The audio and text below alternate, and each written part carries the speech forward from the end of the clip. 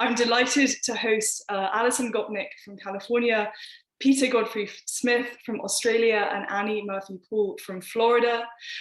We will use science, literature, and journalism, as well as anecdotal experience, with the hope of disrupting and decentering traditional responses to the following question, which I think is going to kind of guide us as we make our way through this conversation. And the question is, what or who do we talk about when we talk about the words brain, mind, and consciousness? So Alison, I would like to start with you. You run the Cognitive Development and Learning Lab at UC Berkeley, where you are a professor in both psychology and the philosophy departments. You're the author and co-author of 4 books, including most recently The Gardener and the Carpenter in 2016 and The Philosophical Baby in 2009. And your research broadly looks at the brains and consciousnesses of children. And why do you do this? Because you argue in your book, The Scientist in the Crib, we can learn as much by looking in the crib and the nursery as by looking in the Petri dish or the telescope. In some ways, we learn more. We learn what it means to be human. So my first question, in fact, I have 2 questions as we get started here. What can we learn by what it means to be human by looking in the crib? And how, to return to my original point, does what we learn in the crib destabilize our notions of the adult mind? Oh, you're on mute.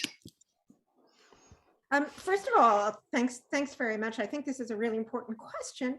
And I think very often there's a kind of implicit picture when people are talking about things like intelligence or consciousness that, surprise, surprise, the 35-year-old philosopher sitting in his armchair, with his being the relevant pronoun here, is kind of the peak of all of consciousness, and that everybody else is either just sort of building up to that or falling off from that. All the animals and the children and the old people are all just a defective version of that consciousness. And in fact, quite explicitly, philosophers and psychologists have argued, for instance, in the case of consciousness, that things like the ability to reflect on your own experience, the ability to have long-term planning, the ability to have prefrontal control of the rest of the brain are the things that are key to consciousness.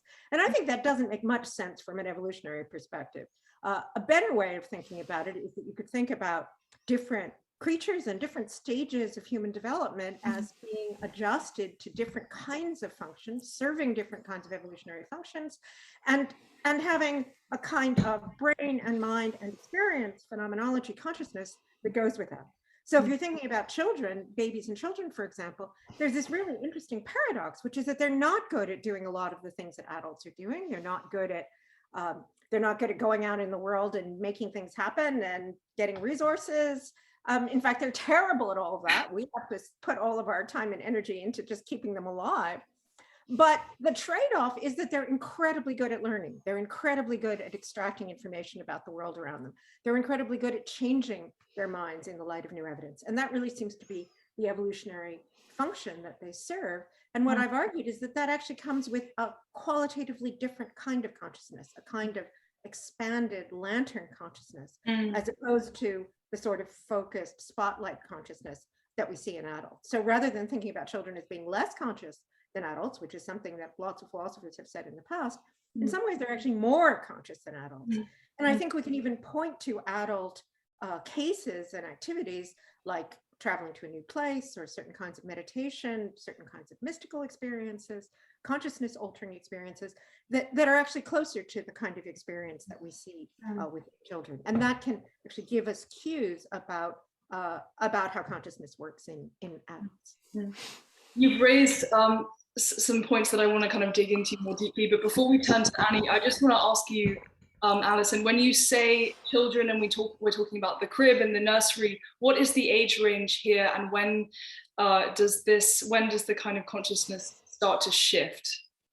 Well, I think 0 to 5 is the point at which the preschoolers, as we call them, which is kind of weird because for most of human history, we didn't have school, but that period from the time that babies are born until they're about 5 is a period when they really are mostly concerned with learning. And then there's a point in what we call school age, apprentice age, when you start to see this transition from being primarily concerned with learning to becoming an adult, being able to go out in the world and act and do all the things that are really important and necessary things. In computer science, there's a very interesting contrast that people raise between exploring and exploiting. And an interesting mathematical finding is that you can't maximize both of those things. You can't both function as well and effectively as you possibly can and explore the range of possibilities as broadly. And in computer science, a common way of solving that dilemma is start out exploring, even if you can't exploit very well, and then later on exploit. And I think the story is sort of 0 to 5 is pure exploration or almost pure exploration. Children that age have one utility function to maximize, which is be as cute as you possibly can be, so that everyone else will take care of you. And they're incredibly good at maximizing that utility. And then the sort of 5 to adolescence is another period of transition. And then adolescence itself, I've started doing some work on this, is itself an interesting case where there seems to be this kind of revival of exploration. Yeah, okay, we're gonna, you've mentioned many things that we're gonna delve into more deeply, but in the interest of time, Annie, I want to go to you next. You're a science writer and journalist, and your writing has appeared in the New York Times, Scientific American, Slate, Time, among other publications. You're the author of Origins, so kind of predating Alison's area of research, Origins, How the 9 Months Before Birth Shaped the Rest of Our Lives, from 2010, and last year, The Extended Mind. In The Extended Mind, you argue that not only do we use the world to think, but how we use the world to think changes the product, the thinking itself. And so what do you mean by this phrase, use the world to think? Well, in your book, you highlight 3 main types of cognition: embodied cognition, situated cognition, and distributed cognition. Can you speak a little bit more about these concepts, and similarly, how do they disrupt our traditional notions of the brain and its thinking? Sure. Thank you, Alice, for inviting me to join this august company and to speak to all of you who are listening. Yes, my book, The Extended Mind, I should say right up front, is based on an idea that I borrowed from 2 philosophers, Andy Clark and David Chalmers. They wrote an article in 1998 that introduced the idea of the extended mind. And the first sentence of that article really grabbed me and has not let me go through all the course of reporting and researching and writing the book, and to this day. The first sentence is, where does the mind stop and the rest of the world begin? And that's a provocative question because it would seem to have an obvious answer. You know, the conventional answer would be, well, the mind stops at the skull. The mind and the brain are identical, you know, and that's how we think of things in our culture that is, as Andy Clark calls it, very brain bound, very focused on the brain as the locus of thinking. But Clark and Chalmers went on to argue that no, that's not correct. Actually, the mind extends into the world, into the rest of our bodies, into our physical surroundings, into our relationships with other people, into our use of technology and other tools.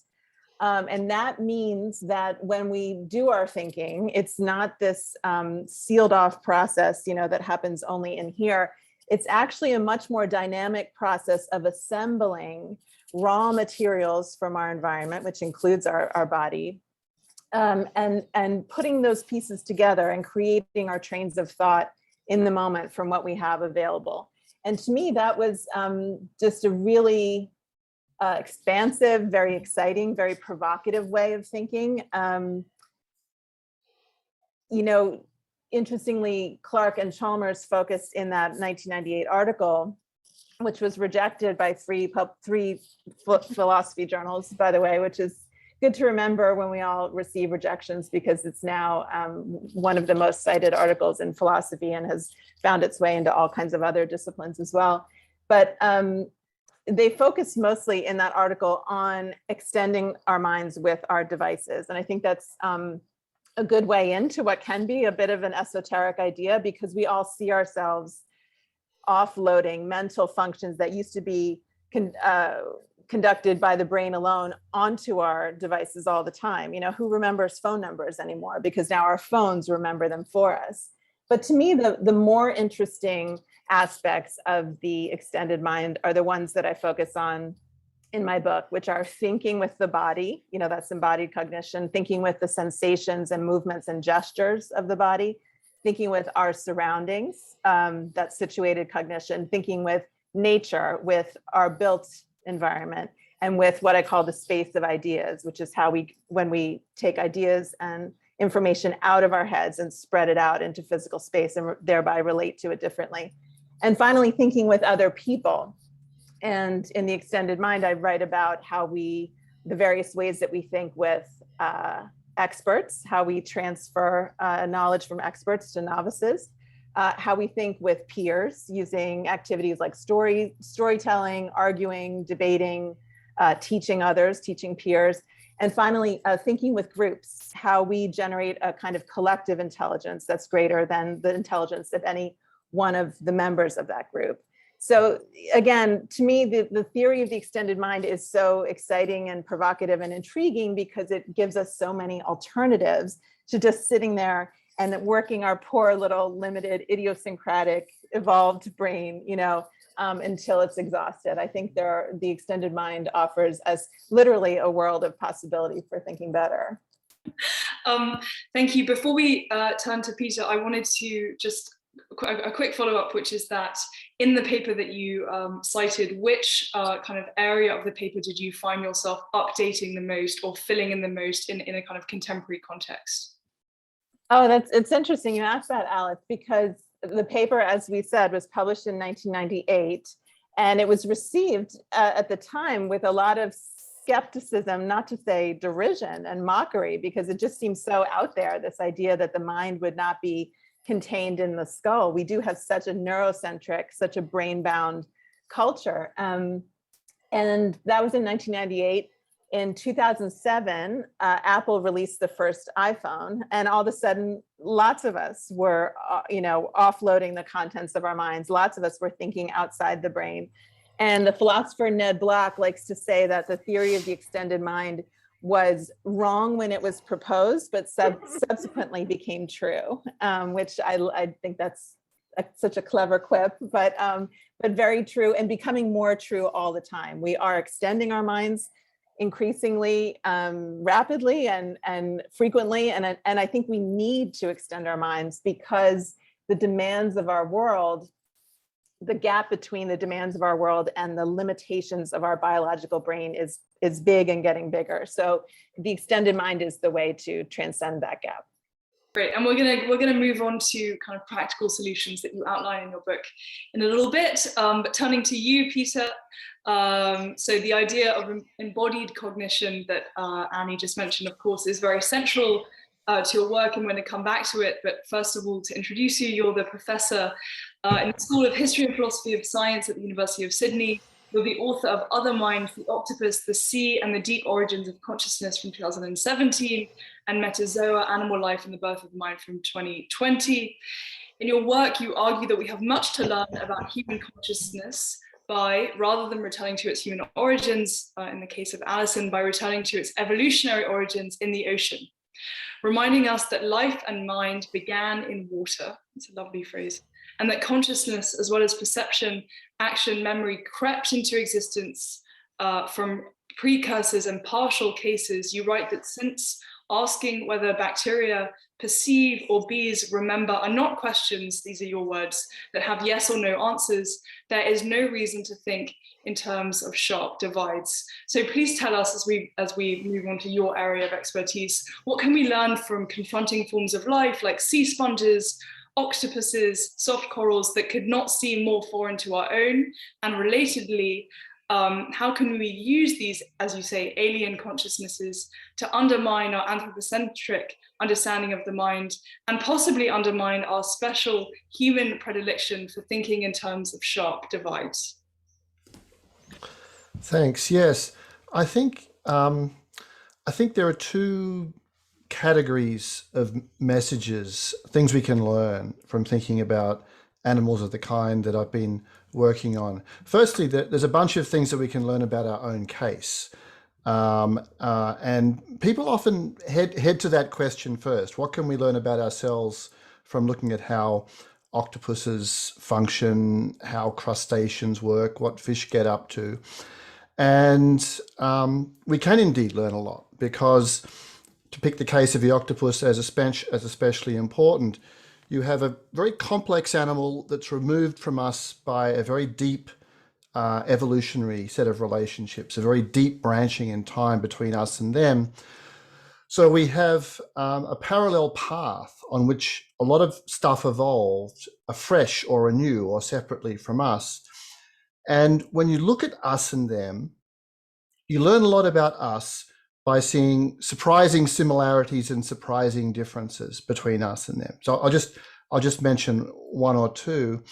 One that I've been thinking about recently is the extent to which not just sleep, but some indications of dreamlike experience seem to be very common across animals, including cephalopods. And in the area of invertebrates, cephalopods, especially giant cuttlefish, as it turns out, are uniquely valuable for thinking about this topic, because you're seeing on their skin a registration of what's going on inside them, even when they're in a quiescent state. The exploratory style of behavior and an exploratory way of being seen in octopuses, something which also evolved separately from us, I think of as a really interesting similarity. Alison Gopnik wrote an interesting review a few months ago that compared the exploratory style of the octopus, where you have a division, perhaps to some extent within the individual, and the exploratory, the role of an exploratory style in humans, where it's more temporally divided, where childhood is a kind of a specialist period for exploration. There's a long list of things like that. I've just mentioned a couple. What I come back to more and more, though, when I think about what we've learned about the mind from thinking about non-human animals, is not so much something about us, but something about the universe as a whole. I think we're learning that there's a lot more mind out there. There's a lot more experience out there than was thought even 20, 30, 40, certainly 50 or more years ago. More different kinds of animals have genuine signs of subjective experience. More different kinds of animals show indications of something like pain and pleasure. And as you said in your introductory remarks, a challenge for us in thinking about this is the fact that it's not, I expressed the view simply by saying there's a lot more mind out there than we thought. And I do think that's true. But along with relatively clear cases, there's a lot more partial, marginal, gray area, borderline, not quite there, not quite not there cases as well. The kind of repleteness that the universe has with respect to the mind is one that, as you said, it defies a kind of simple dichotomous categorization. So just a quick follow-up question, then I'll go back to Alison here. But let's say, so how would you rephrase the question? I mean, in what terms should we be thinking, rather than asking whether, again, to use your words, bacteria perceive or bees remember, how might we how would we rephrase that question for a more gradual approach? I think that's something we're working on slowly. In philosophy, as it turns out, there's quite a bit of resistance to that idea. A couple of books and articles have come out in the last couple of years arguing that you really have to think of the mind, or the subjective felt part of the mind, as a yes or no matter, something that's either there or not there. There's a kind of incoherence to thinking in a genuinely graded way. And when I first heard that, there was a conference at NYU a couple of years ago where people were saying things like this, a conference on animal minds. And the insistence in some people was there has to be a sharp divide. There has to be a light switch on or off. And I think evolutionarily, it just can't be like that. It's almost impossible for it to be like that. And looking around at animals that surround us, I think it's very unlikely to be like that. But we don't have ready at hand a language that does a very good job in replacing the dichotomous way of talking about these things. I think I think this is something we all have to work on. We have to find ways to describe and think about these phenomena quite differently. Thank you. Alison, I'd like to go to you in part to respond to what Annie and Peter have said. So we've already kind of mentioned this topic of resistance, that the kind of initial paper that Annie was inspired by met resistance. Peter's described this resistance. Have you faced resistance in your work? And if so, what has the nature of that resistance been? Well, I think there's a bit of there's certainly been a bit of an idea that there's something strange about thinking about children and babies as if they're more conscious or in some ways more intelligent than adults are. But I think, an interesting way of thinking about it, which speaks to some of the things that Peter was just saying, is, we sort of have the classic one example of consciousness is the philosopher sitting in his, again, with his being the relevant pronoun, armchair. And the trouble is the philosopher sitting in his armchair is a kind of very confounded case. There's all sorts of things that are going on in that creature. He's got an ability to reflect, he's got language, he's got all sorts of relationships with the world, he's internalizing what's going on. Even just he is in an armchair, he's sitting in one place in terms of what Annie was saying. He's not going around the world and moving and interacting with the world. And so it's become very easy to treat the sort of scientific question is how much of that is actually constitutive, how much of that is actually telling us these things have to go together, and how much of it is just sort of an accident of the fact that this particular creature, which has been the one that's been doing most of the talking, is the one has all of these kinds of different features. And I think looking at children or looking at other creatures or looking at other ways of interacting with the world all are very important from a scientific perspective, exactly as Peter was saying, because they give us these kind of natural experiments about what would it look like? What are the possibilities of having, say, complex tool use? Does that end up being correlated with dreaming or with other kinds of activities? And it's interesting because it turns out some of those things are correlated and some of them aren't. And that leads to, again, the point that you and Peter were making about a kind of gradualism. So it turns out it isn't that as if all these things are just one piece of having a conscious mind. Those are they can be detached from one another. Right. So, for example, if you think about this explore-exploit distinction that I was mentioning before, there's lots of different ways that you could solve that. So maybe one way, the way that the octopus might solve it is by internally having a difference between the tentacles that are going out and exploring, and then the central brain that's coordinating. And we know that there sort of are separate brains in the arms. Another way might be with a kind of division of labor, so that for bees, for example, you actually have scout bees and worker bees, and in fact you have levels of bees that have different explore-exploit kinds of responsibilities. And of course we do that as humans too, in a social world, to speak about some of the things that Annie's talking about. But we also can do this division of labor by making our phones, or for that matter, our washing machines or our houses do a lot of the work that we otherwise would have to do. None of us is sitting here and thinking about, oh, wait a minute, what am I going to do? There's a wind blowing. I have to figure out how to deal with the wind. I've sort of offloaded that problem of the wind blowing onto my house.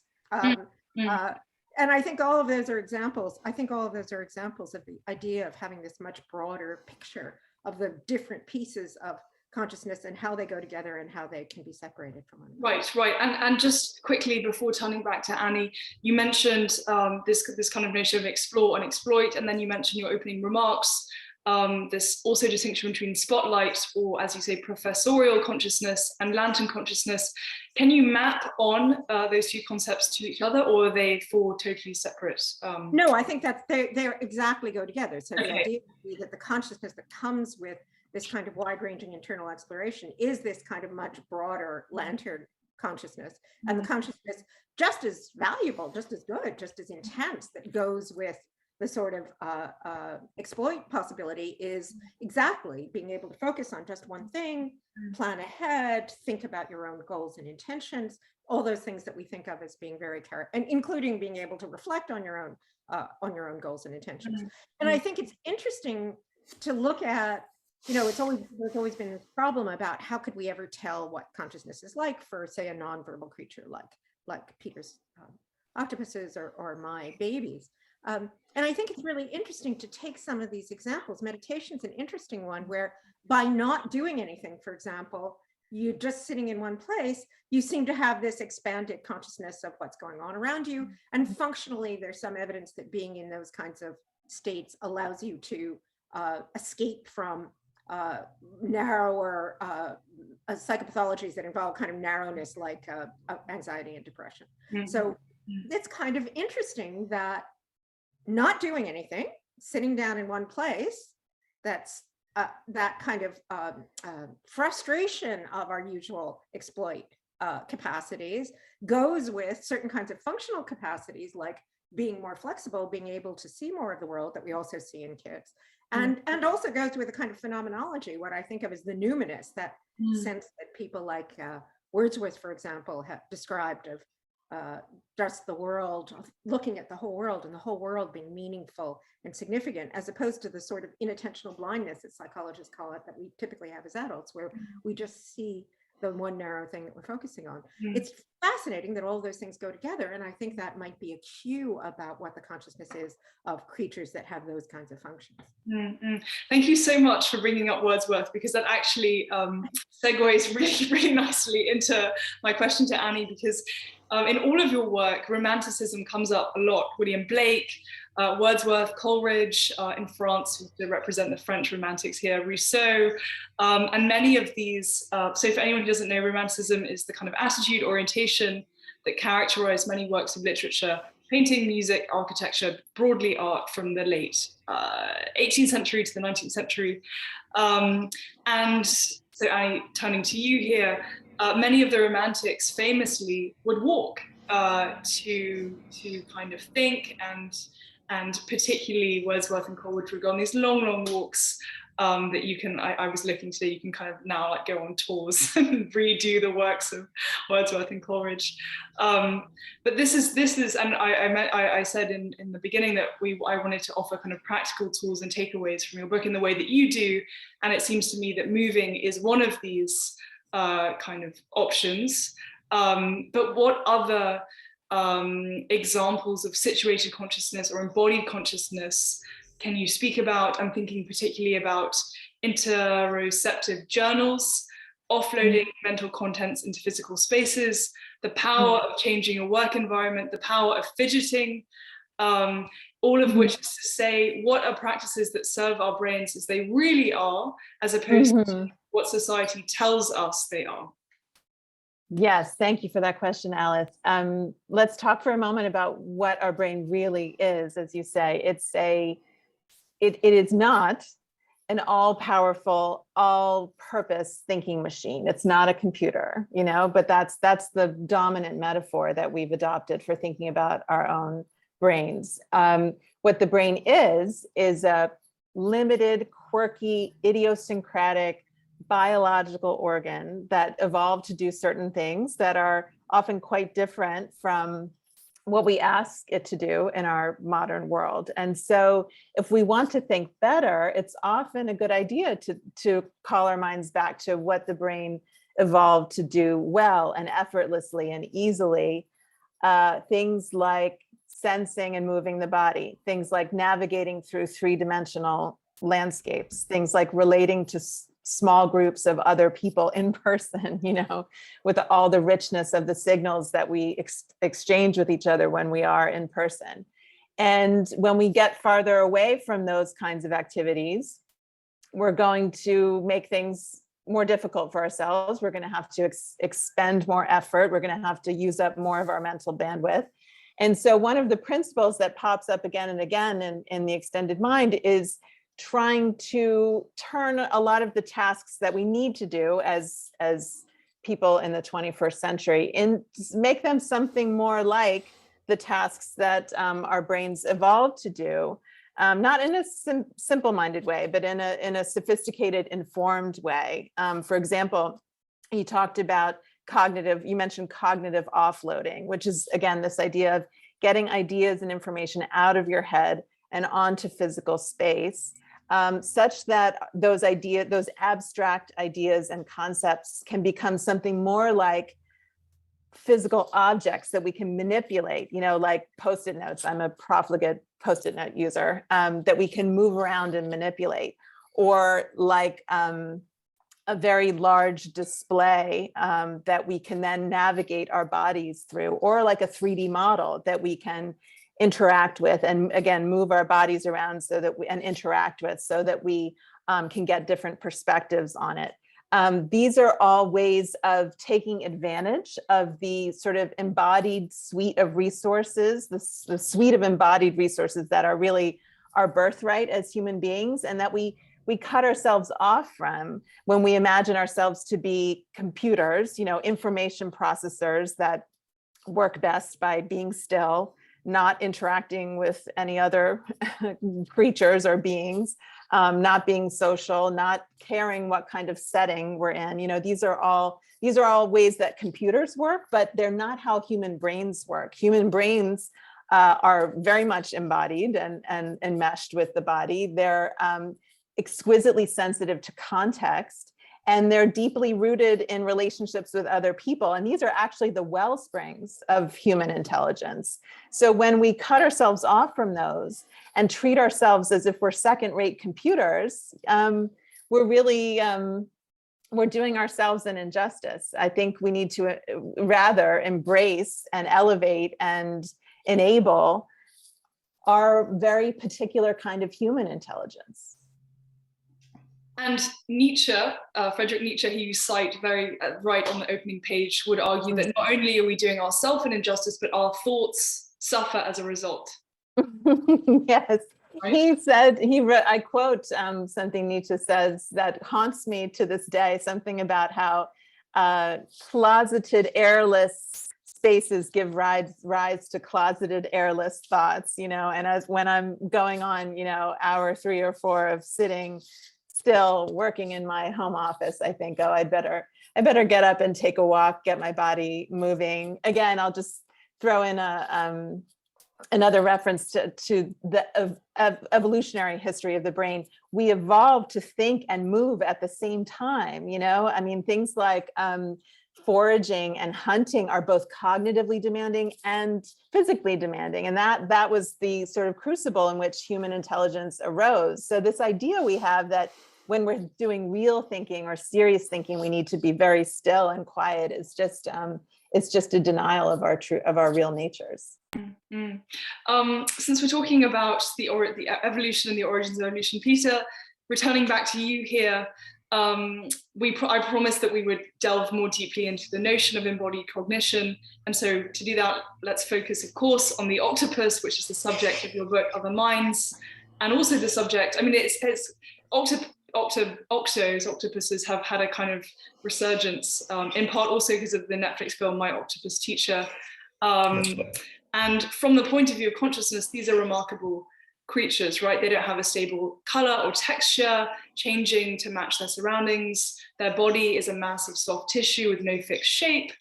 And kind of like humans, they have a centralized nervous system, but there's no distinction between the brain and the body. The idea that the physical body is itself intelligent. In fact, and you point this out in your book, that octo's neurons are dispersed throughout their bodies, with 2/3 of them in their arms, as Alison was kind of gesturing towards. Their arms are so conscious that they can taste and smell and even exhibit short-term memory, and they act intelligently on their own, so grasping and manipulating. So we know a lot about octos. If you wanted to add kind of anything that's remarkable, please do. And also, since your new book is about a wider kind of range of animals and cephalopods, can you tell us some kind of anecdotes or characteristics of other forms of animals and things that we would find in the sea that are striking? I'll try to think of a good anecdote as I go through this, but I wanted to make contact with the idea of embodiment, which you mentioned, and which Annie also mentioned, and also say a word about offloading. This has been on my mind for the last couple of days, and I'm glad it's coming up so much. But a word about embodiment. In the book, Other Minds, there's a passage about embodiment in one sense, or embodied cognition, in one sense of the phrase, where I look for a bit of distance between the way theorists have thought about this and the particular way of being that you see in an octopus. In many of the embodied cognition researchers, what they want to emphasize is the idea that the body itself provides resources for a kind of intelligent engagement. It scaffolds actions in a way that makes certain things come naturally and effectively, and has a kind of, the body has a kind of self-directing or guiding character in virtue of its architecture. And something that struck me about octopuses at a particular stage is, right, they've got a lot of body going on, but the bodies don't have that guiding or scaffolding role very much, because they don't have a constraining shape. They don't have a sort of architecture beyond very basic features, beyond the fact that they have 8 arms and so on. They don't have the kind of hard parts that naturally guide actions along a certain path. And I think that's part of the richness of the octopus body. Now, thinking about embodiment more recently, I've been thinking about a different angle on the thing. So in discussions like this, around the book Other Minds and related topics, I'm often asked to talk about how intelligent the octopus is. And people often find it irresistible to ask, is an octopus as intelligent as a 3-year-old child or something like that? And I resist that comparison always, because, as Alice emphasizes, there's just a profound difference in modes of being seen between human children and adults of any species, but including non-human species. But there's one thing that's come to sort of stick in my mind more than it did before, which is the following. You can talk about octopuses as smart animals, but there's a way in which that term suggests a way of being which is not their way. If someone says that birds are smart, crows in particular, and parrots, I think that's a reasonable term to use, because they're reflective, ruminative sorts of creatures. You can present a crow with a brand new puzzle it's never seen before, and it'll sit and look, turn it over internally, and then do the right thing, do something useful right off the bat. An octopus would never do something like that. It would never sit and look. An octopus's engagement with a novel object, it would be physical from the start. It would pick it up, turn it over, try to take it apart, try to get inside it. All of the resources of the complexity of its body would be turned on the novelty of the object it was seeing. Whereas in the bird's case, it's the internal resources rather than the bodily resources that are brought to bear immediately. So there's a way in which I think it's right to talk about octopuses as highly complex in virtue of their bodily engagement and having a kind of adaptive bodily engagement with objects, especially novel objects, which contrasts with both us and birds, which are more ruminative, reflective, turn it over in your mind sorts of animals. That kind of contrast has come to seem very salient to me. And I guess I could link this back to the question that you asked a few minutes ago, trying to get over the sort of familiar categories and dichotomous modes of thinking that we tend to apply in this area. The complexity of bodily engagement that you see, especially with octopuses, but perhaps with other animals, talking about that gives us a different way of talking about complexity, a different way from the sort of more familiar, reflective, intellectualized complexity characteristic of humans.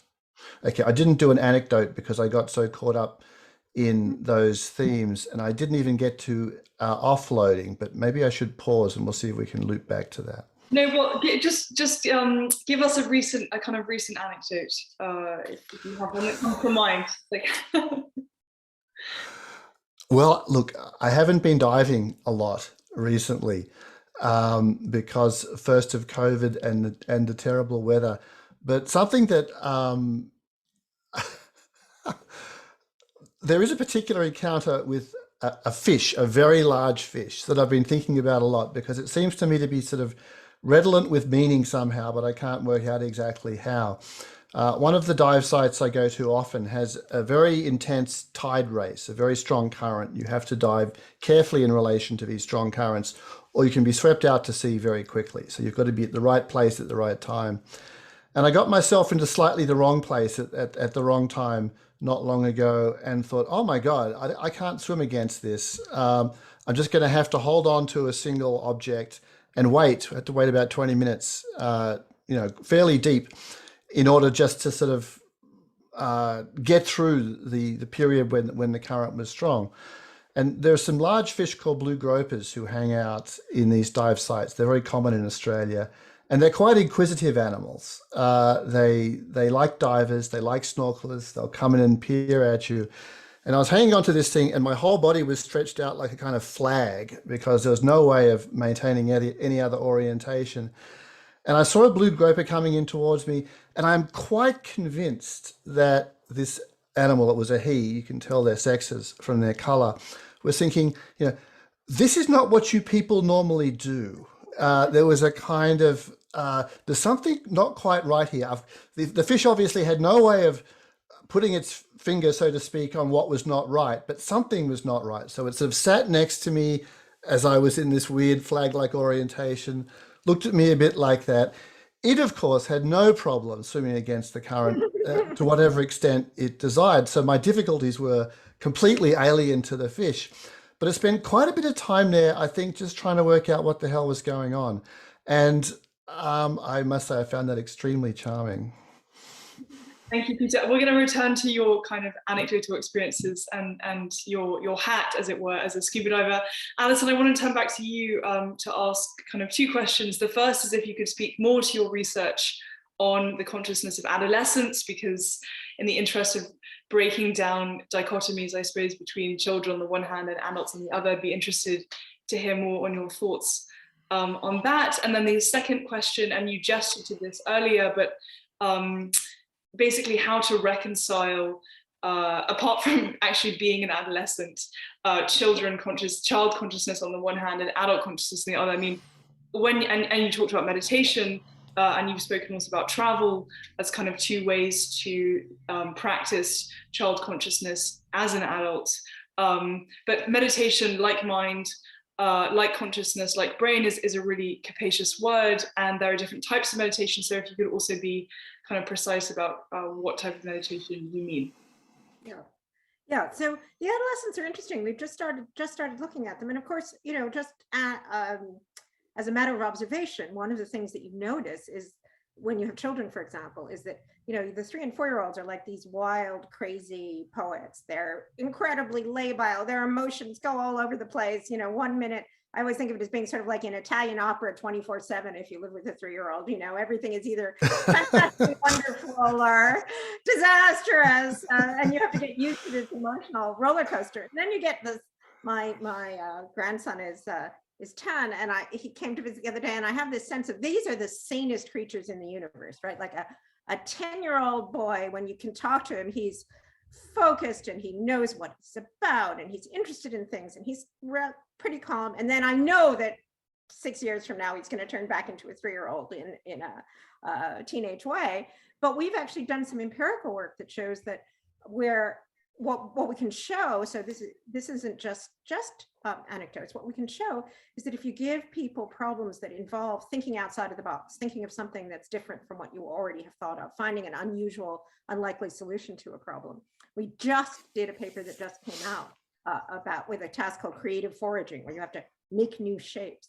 And what we've discovered is that young kids really are more creative and exploratory when you give them those kinds of tasks than adults are. They don't do as well if the solution is fairly obvious, but they do better if the solution is this unlikely one. And what we found was that when we did this with adolescents, if we gave them a kind of physical task, like work out how this machine works, they look like adults. But if we gave them a social task, like why did this person do this thing, then they were also, like the 3-year-olds, willing to be more flexible and creative and consider alternatives, which I think kind of fits. So the sort of picture is that adolescence is this renewal of exploration in the context, in particular, of social organization and social and social structure, and that fits with the idea that adolescents are often at the leading edge of various kinds of social change. Now, in terms of meditation, you're right. There's many different things that people talk about. The particular one that I think is like childhood consciousness is what's sometimes called open awareness meditation. So sometimes what happens in meditation is that you just try and focus on a particular thing, a candle flame or your breath. But there are versions where the idea is try to open your mind to as much as possible. So all the light on the wall, the sound of the birds, the things that we just edit out of our experience and consciousness most of the time.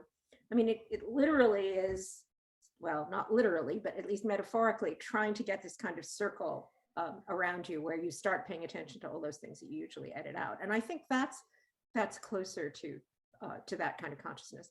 And there's some fascinating recent neuroscience which suggests that that kind of experience is connected with greater plasticity, as neuroscientists say, greater ability to change. And there are even practices and psychoactive substances that seem to have that kind of effect. And I think and it's fascinating that someone like Wordsworth is just describing that so beautifully, and actually was one of the first people to relate that to childhood, which I suspect is actually as much Dorothy's doing as William's, because she spent a lot of time with kids and taking care of kids.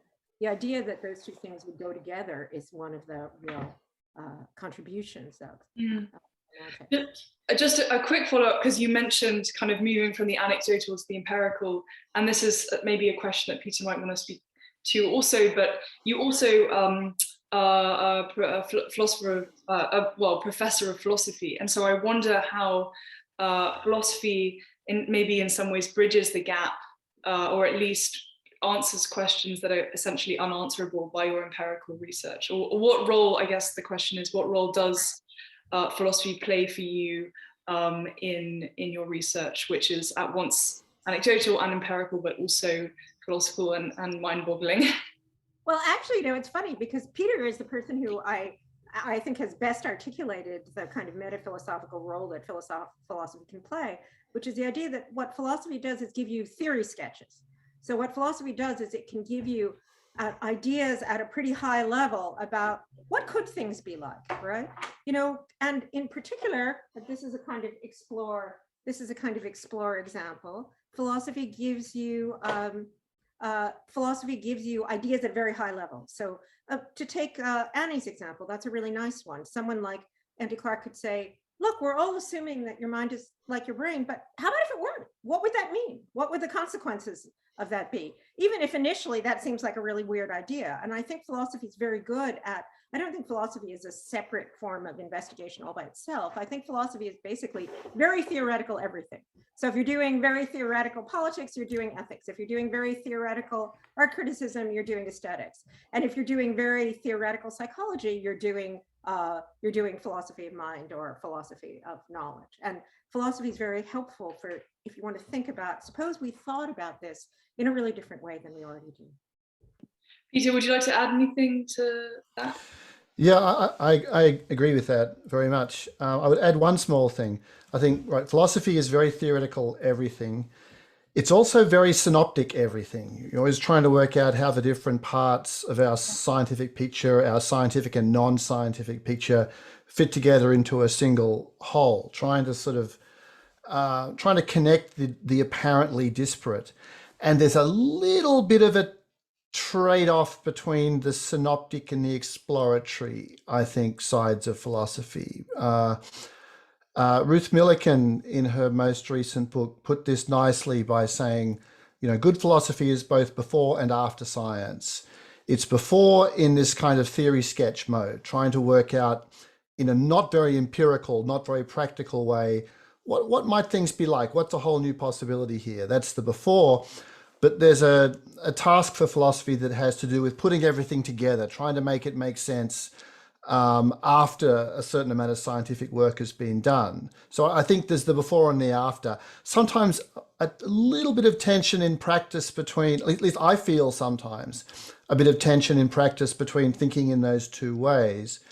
But the theory sketch mode that Alison was emphasizing, I do think that's extremely important. Annie, I want to go to you in the interest of thinking about this kind of idea of possibility and alternate paths, because you raise all of these really compelling ways in which we might use our brains as they're meant to be. And then on a kind of more somber note, we find ourselves in a world, in a society that is in some ways totally anathema to how our brains, how we might use our brains to think. So think big picture here and thinking kind of imaginatively, as we've been saying, how would you, if let's say you had a magic wand, rework the educational system, or how would you rework the way that we work itself? And you made this argument, I can't remember where I've read so much now, reviews, interviews, the books, but you made this argument somewhere that the pandemic might actually have been the disruption that we need to implement some of these changes, which before the pandemic might have sounded kind of utopian and impossible, whereas now they might actually be practical.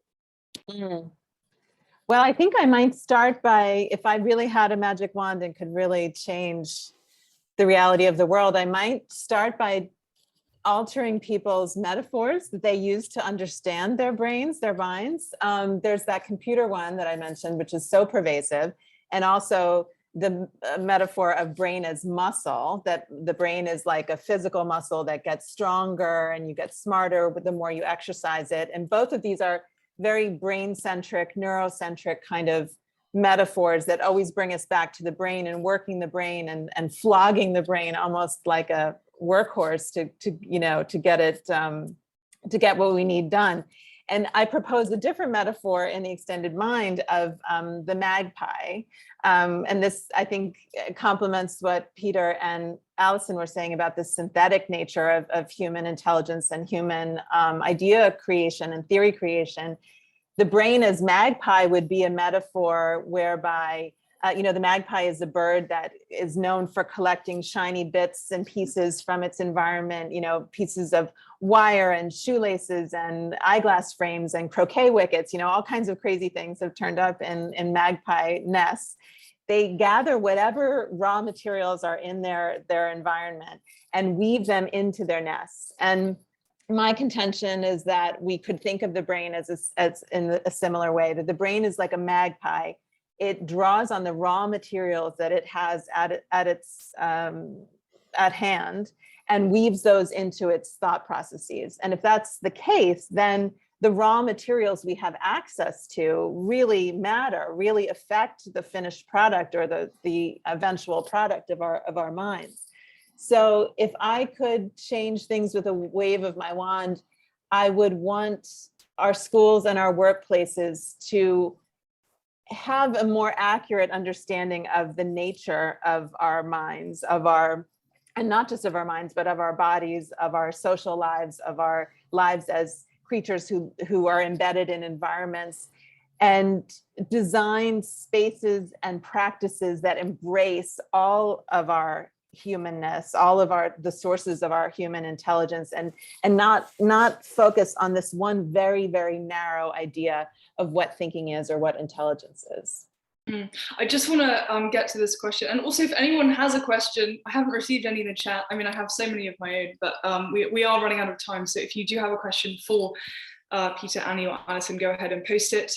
Annie, you mentioned that, the third tenet of your idea of cognition is distributed cognition. And you said in kind of passing, I just want to make sure that it's clear. So Zoom doesn't count.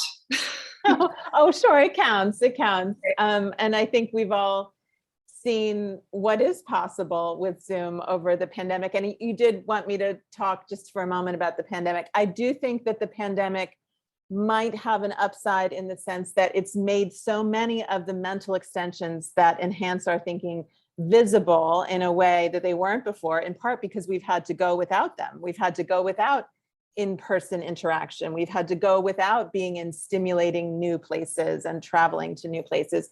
Some of us have even felt like we've gone without really moving our bodies very much because we've become these squares, heads in squares and brains in vats in front of screens, and I think we've noticed that we don't think as well as a result. And so I think there does seem to me to be a new interest in our nature as embodied, embedded, socially connected beings, and understanding that we need to embrace all of those parts of ourselves in order to think and behave most effectively.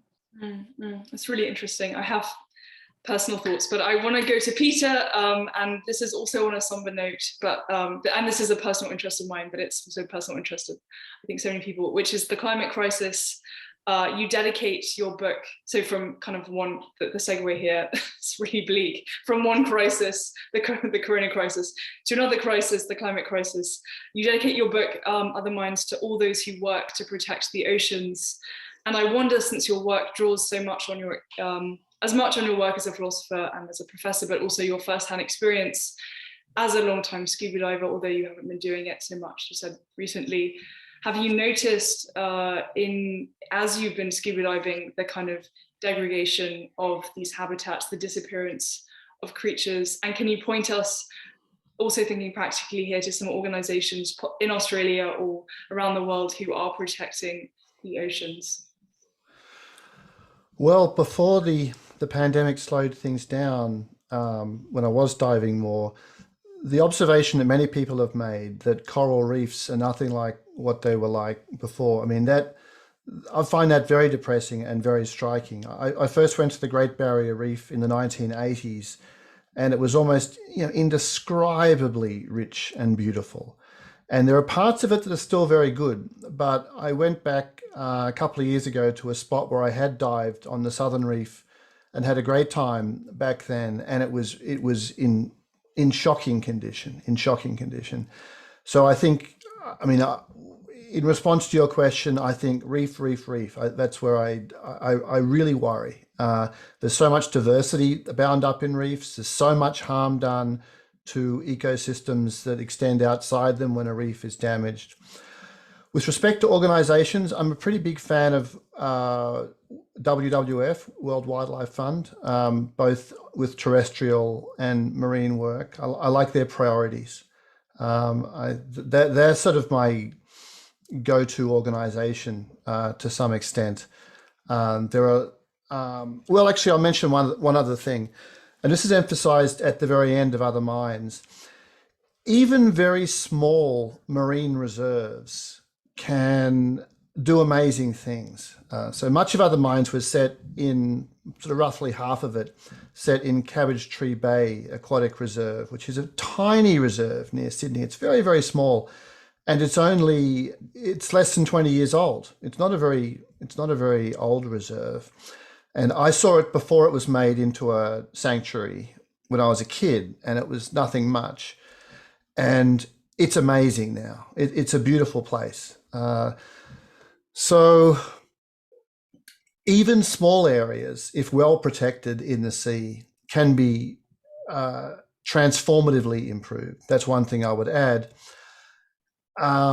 With respect to coral reefs, there are larger causal factors at play: fertilizer runoff, climate change. All those things affect the particular glory that coral reefs are. And I think, I hope that's one place where a lot of our priorities are put in the next decades. Thank you, Peter. I'm looking at the time, and I think we have time for one more question. Alison, I want to go to you. And it seems to me that a very striking, one of kind of the most practical and striking takeaways from your work is on your work on parenting, which many people found themselves doing much more of in the last 2 years. Can you tell us briefly about your distinction between the gardener and the carpenter? That we haven't talked about. This is kind of flip side of your research. The distinction between the gardener and the carpenter as two models of parenting, and why we might want to stop trying to shape our 3-year-olds into Harvard freshmen, as says the model of the carpenter, and why we might want to create protective spaces. I mean, this is to Peter's point, in which our children can become themselves in the model of the gardener. Yeah, that's great. In fact, I was thinking I'd jump in a different version of Peter's point. Okay. Both in terms of practicality, but also in terms of this idea of protection. one of the things that I think is very important to emphasize in the current political and social world is that all that childhood exploration fundamentally depends on caregiving. It couldn't happen, literally. I mean, our kids would die before they were 5 if we didn't have an incredible ecological investment in taking care of those children. So there's nothing that humans do that's more foundational and important than caring for others. And one of the things I've been thinking about a lot now is, in spite of that, caregiving is sort of invisible in philosophy and politics and political economy. It just doesn't even sort of show up. And when it does show up, as in the parenting model, it's, oh, well, this is another form of work. This is another thing that we do to bring about particular kinds of outcomes. And we go out and we parent. And if we parent the right way, then we'll have children who are better. And I think thinking about this explore exploit question and thinking developmentally gives you a very different picture. So if you've got these exploratory creatures, what they need is to have a protected context in which things like diversity and variability can flourish, kind of like Peter's description of the marine sanctuary. And I think really the way of thinking about what caregivers do, which it's really hard, interesting thing that you have to do, is rather than thinking, okay, I know how to work, I know how to make things happen, and now I'm trying to make things happen in the context of children, much harder, much deeper human capacity is to have a creature who's autonomous, who's not you, who doesn't have your values, who doesn't have your utilities, and yet somehow give them a space in which they can explore, they can find out about things, they can create autonomous values that might be different from yours, but that are going to be beneficent, that are going to be able to deal with a new changing environment. And it's that ability to deal with changing environments that's really the things that seems to select for this broad childhood exploration. And I think that's a very different picture, and it involves very different kinds of values. It involves very different kinds of demands.